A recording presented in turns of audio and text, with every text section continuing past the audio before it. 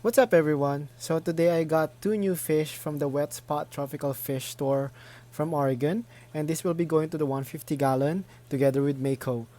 Not sure if this fish is going to be staying in the tank for a long time, but I'll just open the box for you to see. So I got this fish from the store with three things in mind. First of all, I want to be able to have an active fish in the tank. Second, I want to have a fish that will teach Mako to be more aggressive when it comes to feeding time. And the third one is I want this to be a Dither fish. As beautiful as these fish are, they actually grow really big.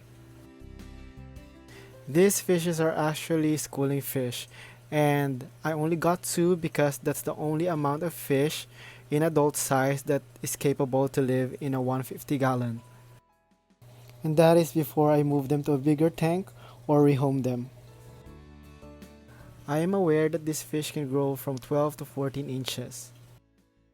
That's one of the main reasons why I feel apprehensive when I was buying this fish. But as of now, I'm just going to focus on making them as healthy as possible, giving them the best life they could get, and eventually in the future I'm planning to get a bigger pool pond for them so that they'll be able to swim there more freely.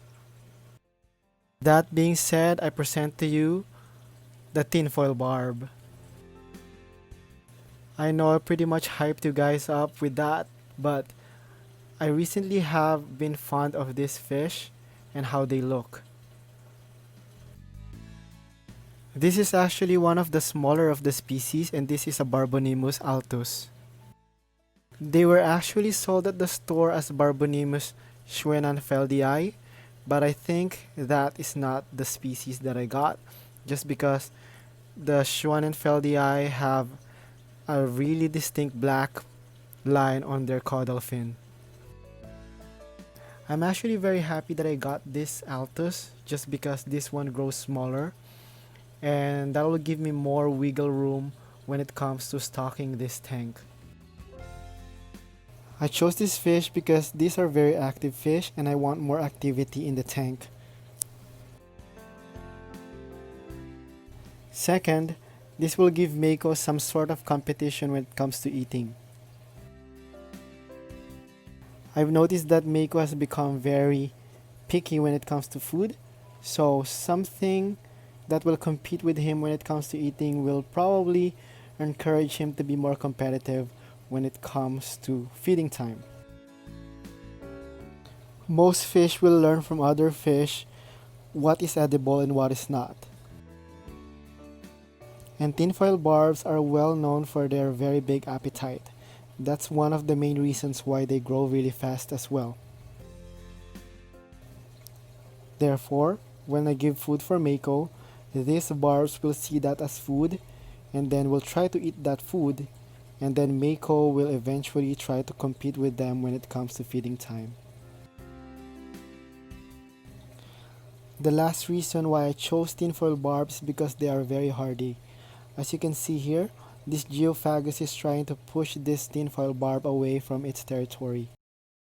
Tinfoil barbs are really fast fish, and they grow really fast, so that means I don't have to worry much about them being bullied. They would also serve as target fish for the geophagus because sometimes the geophagus will try to get to Mako. In this case, the aggression will be spread out more evenly and not being focused on one fish. You guys are probably thinking, okay, this fish needs a bigger tank size, and that is true. But the altus will grow to around 10 inches to 12 inches, and in some special instances will grow to around 14 inches. And this tank's dimension is around 18 inches on the side, so it will have at least 4 more inches to turn around, and we will see. Eventually we'll find out if that is not enough space. And as you've noticed, I only got 2 of this fish instead of 5. The reason for that is I'm considering the length of the fish once it becomes an adult. I got 2 because I understand that this fish needs companion since it's a schooling fish, but I only got 2 because I'm also considering the size of this fish. Eventually, I'll have 5 silver dollars and 13 filament barbs that's going into this tank. That will hopefully meet their need to be in a school. I also read that this fish can live up to 10 years, and unfortunately, if the things that I've read are true, Mako won't be there anymore because although pike, according to the things that I've read, they can only live to up to 5 years. These fish are really stunning once they get really big. They get really thick and they got really nice deep red on their tails, and they also get really deep bodied. And that's what I think got me attracted to them, is because of their shape.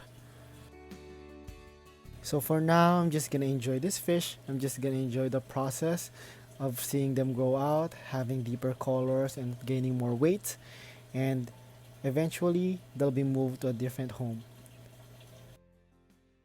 Hope you guys enjoyed this video and fish out!